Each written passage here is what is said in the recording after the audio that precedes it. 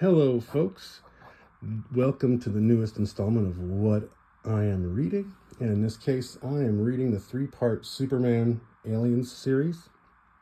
And in case you haven't noticed, I love these kind of unexpected crossovers. Some may say ridiculous or campy, but I really enjoy when characters that you don't expect are mashed up and a good story is told with it. This one is pretty good. It's pretty well written. One thing I do notice is usually a lot of these DC and Dark Horse crossovers usually have also an Elseworlds logo. They're usually Elseworlds stories, so that take place in an alternate reality, such as the Superman Tarzan one I was recently reading, or rereading, I should say. Now, in this case, it doesn't, and it seems to fit in with the Superman continuity from the late 90s era, where he has his mullet after the death and return of Superman.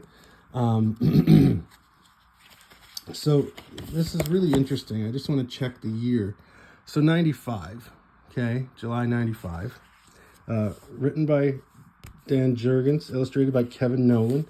Whenever I see his name, I want to say Nowlan, but it's Nolan, I believe. And also,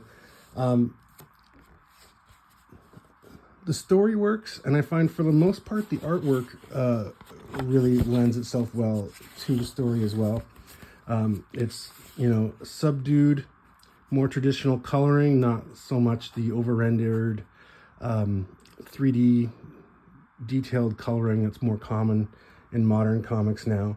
And I'll tell you why I like that. I'm not against detailed, highly rendered coloring. There are some amazing artists who do that, but I think it's got to fit the art style. And in this case, Kevin Nowlan's art style, it's very heavy in inks, and I find anything with heavy ink and shadow looks better with a flat color. It just, when you start over-rendering with a very heavy inked piece of artwork, it feels like the colors don't match the shadows. It's like, the 3D effect doesn't match the shadows on the same figure.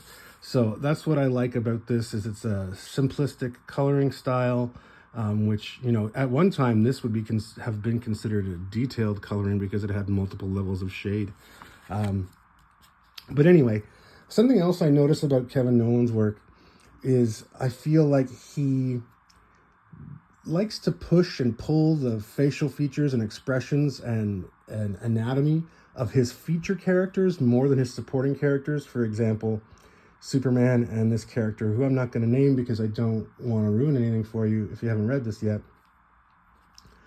But I find that you rarely ever see the feature characters with their eyes open, like this woman to the right of Superman. Superman's always scowling. And so when he does have his eyes open, in the rare panels when he does, I feel like it has more effect and you really notice the facial expressions more.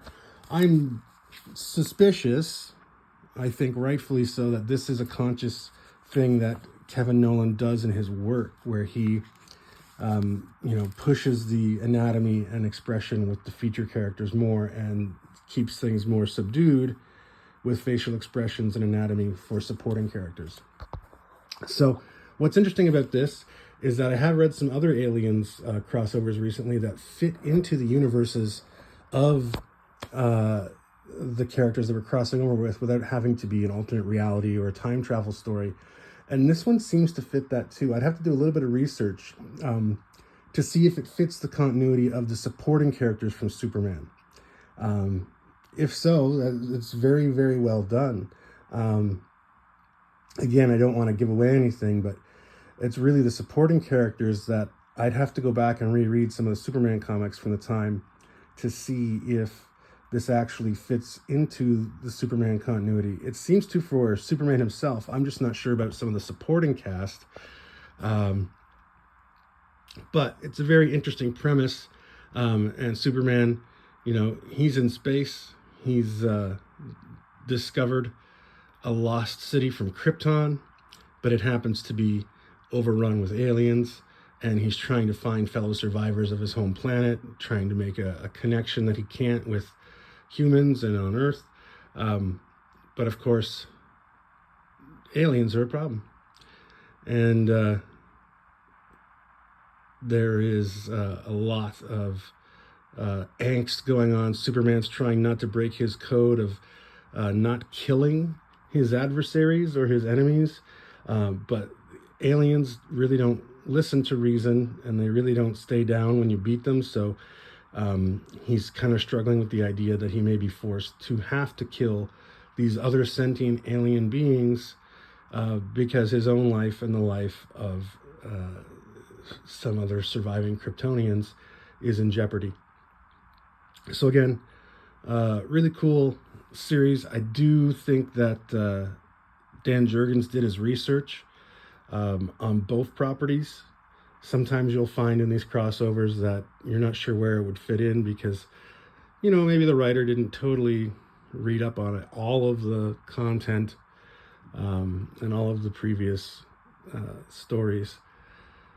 But they both seem to have been researched very well, and it's not a ridiculous premise the way it's set up. So again, Dan Jurgens, Kevin Nowlan, Superman Aliens. Enjoying it so far. I've read the first two. I've read this first one before, but I've never had all three to be able to sit down and read in a row. So I was able to pick these up recently for a decent price on eBay, and I'm enjoying it. And I hope you enjoyed my overview of it. And if you're interested in it, take a look around. Some of the Aliens and Predator type crossovers, comic book crossovers, can get really pricey. Some of them are rarer because they had low print runs. Or there was definitely a time, I feel, when I was younger, when crossovers were kind of looked down on, and now I feel like they're more accepted and sought after. So a lot of that older stuff that didn't make a big splash when it came out or didn't get a huge print run, now collectors are trying to find them. And so you'll find some of the prices are going up, but this series is still fairly affordable. You should be able to find it on eBay or Facebook Marketplace, maybe even Amazon at a reasonable price. Anyway, Superman Aliens, that's what I'm reading right now. Thanks for watching. Have a great day.